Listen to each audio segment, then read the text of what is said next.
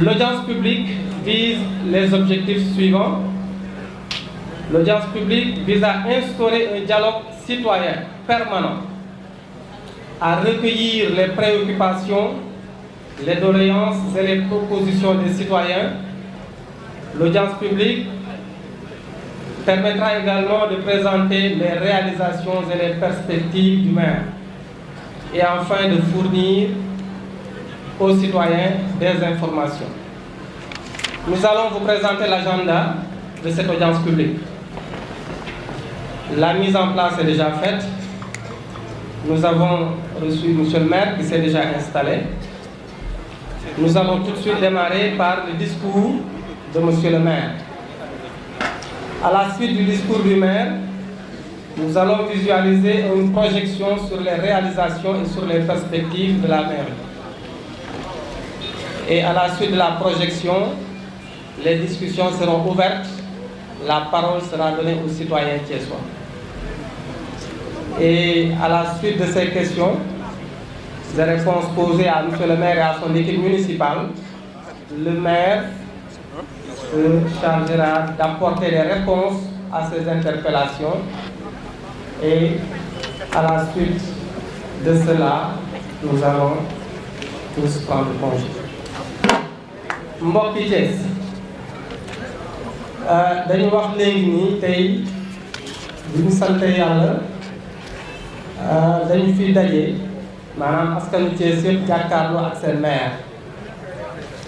lii nag ñu tuddee ko audience publique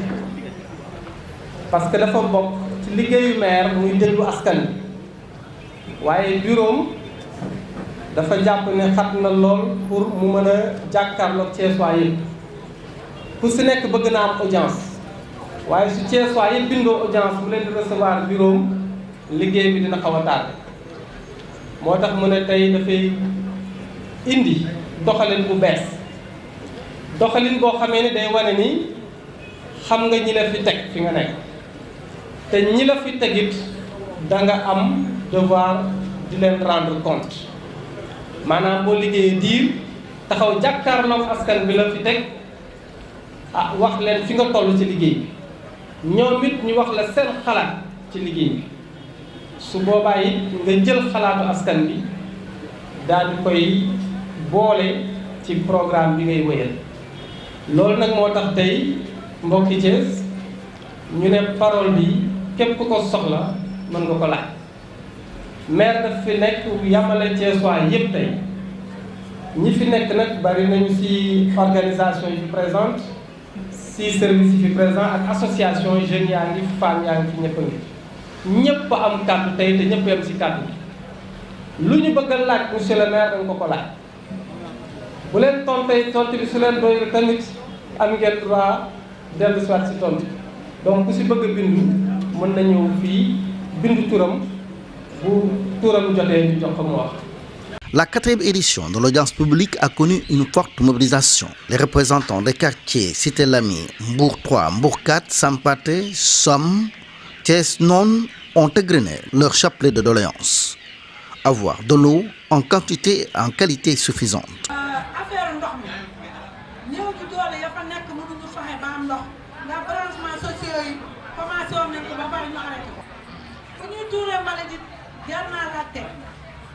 ndax naam Thiès noonu saltewul jigéen ñi dinañu bale dinañu defar mais fi ñu tuura mbalit mooy suñu problème. Mais vous savez sans nul doute que l'éducation nationale traverse des difficultés. C'est dans ce sens qu'on vous appelle à vous prononcer là-dessus pour que la situation de l'école soit réglée définitivement. Au même moment, des porte-paroles ont préféré résumer leurs problèmes aux 3 I: inondation, insécurité et insalubrité. Par contre, les commerçants du marché central ont évoqué le problème des cantines construites sur l'emprise des chemins de fer, plus précisément sur le site du marché aux poissons, communément appelé marché Sam. Le maire de ville Talla Sylla a levé le voile sur toutes ces questions. Dans le domaine maanaam suufa ma intéressé wu te wax naa population yi ma seeti woon ne leen bu ma sañoon ci compétence yi ville di yor suuf bi du ci bokk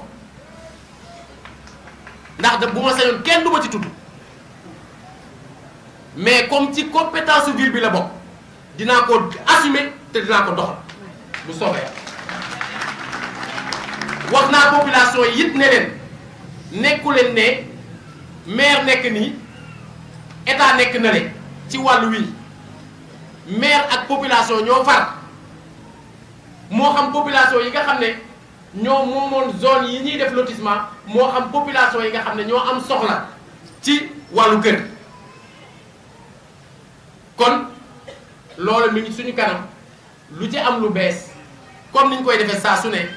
danañ fexe ba ngeen yëg ko te def ko ci anam yi mu gën a leer bu soobee. mbokk yi ni nu ko tàmm defee juróom benn weer yu nekk ba ñu tegee fii ba tey danañu ñëw jàkkaarloo ak yéen ngir danoo gëm ne lii nu téye ni du luñ moom luñ ñu dénk lii la kon ñi nga xam ne ñoo jël seen yëf dénk nit la ko dafa am loo leen ameel mooy saa ba saa nga dellu si ci ñoom wax leen ni nga xam ne noon nga téye yëf yi seet la cay jafe-jafe nga wax leen ko ñoom ñu jël kàddu wax la leen ca neex wax la leen ca neexul waaye suñu amee ay xalaat yu ñu leen mën a yabee ñu yabe leen ko ngir yeneen juróom benn weer ya ca topp